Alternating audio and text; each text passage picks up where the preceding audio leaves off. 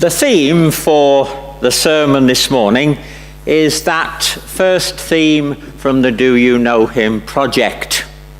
Jesus, real and revealer. A couple of minutes on real and then a bit more on revealer. There's no doubt that Jesus was real. We can point to where he lived and when he lived. Bit more difficult to be sure of everything that he did. For the last 100 years, New Testament scholars have been trying to pick out those bits of the gospel stories that are about the Christ of faith and those that are about the Jesus of history. So we can't be 100% certain whether he said this or whether he did that the gospel stories tell us, because the gospel stories contain quite a bit of early Christian preaching about Jesus. But that he lived, that he taught, that he gathered disciples, that he had a gift of healing, that he was crucified, and that something happened to him beyond his death, that is clear enough. But Christians don't only believe that Jesus was real. They also believe that he is real. Gets a bit more complicated then, because each one of us has a different way of understanding that. And what Jesus means to one, he doesn't necessarily mean to another. But the Christian testimony is that Jesus is with us, for us, by us, near us, in us, individually and together. Jesus is real. What about the revealer bit? And I'm very glad in one sense that we had that reading that Ron read for us. Happy birthday belatedly, Ron, if I may say so. That reading that Ron read for us from the prologue to St. John's Gospel, because it's a reading that annoys me immensely. Every Christmas it comes out. In the beginning was the Word, and the Word was with God, and the Word was God. And I sit there and I think, that's not right. Whoops. I think that's not right. Because if you stand at the front, when that reading's being read in carol services, you see the eyes of the congregation glaze over. And that's the regulars. Goodness knows what the Christmas-only folks make of it. In the beginning was the Word, and the Word was with God, and the Word. What on earth is that about? John would be very annoyed with us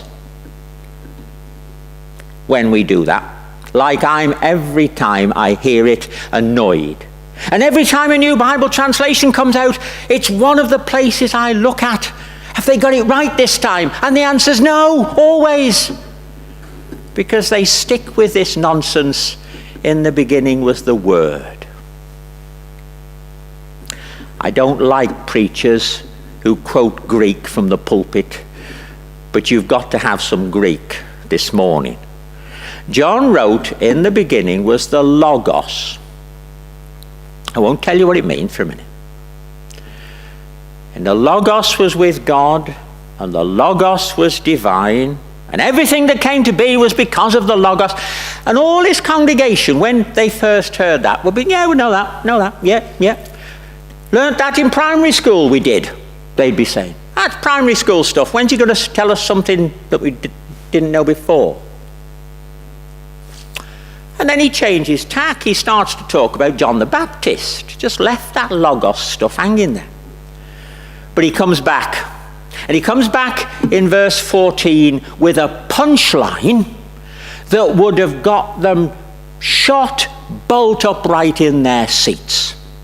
Because he says, the Logos became flesh and dwelt amongst us. Now, they had never, ever heard of anything like that before. So I look for a translation that helps us to see what John meant and be shocked awake with his fantastic punchline. Instead, by the time we get to verse 14, we've all gone to sleep. So what did John mean? In primary school, they learnt that the Logos was the power, the force, the logic, the pattern that held everything together. How do we know when we go to bed at night that the sun's going to rise the next morning and there'll be a new day?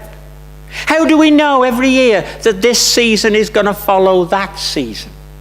How do we know when we look at the stars that they follow regular patterns? Where does this order, this structure that makes life possible come from? Answer: that's the work of the Logos, the reason, the order, the power, the structure that holds the universe together. And it all started from a Greek philosopher a few hundred years ago who said, very famously, you can't jump in the same river twice. Because by the time you got out and jumped in again, it's not the same river. The bit you jumped in is downstream and so on. It's not the same river. So if the world is always on the edge of chaos like that, what's holding it together? Answer: the Logos. And they learned that in primary school. So when John said, in the beginning was the Logos was with God, the Logos was divine, this power, this, I'm going to use a word in a minute, but I'm trying not to yet, this power, this order, this reason was in the beginning with God. And they go, oh yeah, we know that. So I want a translation that gets over John's point. And you can use two different words. You can say idea. In the beginning was the idea, God's idea. Without that idea, nothing came into, everything that came into being was because of that idea. Then you get to verse 14, that idea became flesh. Even better, use the word energy. In the beginning was energy. We know all about that. In the beginning was energy. This energy was with God. It was God's energy. It was divine. There in the beginning with God. Everything came into being because of it. John's congregation, yeah, we know that. Learned that in primary school. Yeah, okay with that. And then John gets to verse 14. This energy became flesh. Became real. Became human. And we saw what it was like when this energy that sustains and creates a universe becomes flesh. We saw what it's like. We saw it in Jesus. So what does Jesus reveal? Jesus reveals, because he is the energy behind the universe, he reveals what God is really like, what life is really for.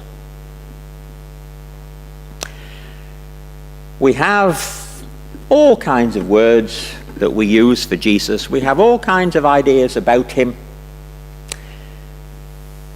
My little contribution is quite simply this, based on that reading of John's Gospel, that Jesus is the best clue there is to what God is like and to the meaning of life, the universe, and everything. Jesus was real, he is real, and he is the revealer, because he is God's very energy, living then, living now, revealing what God is like and what life is for.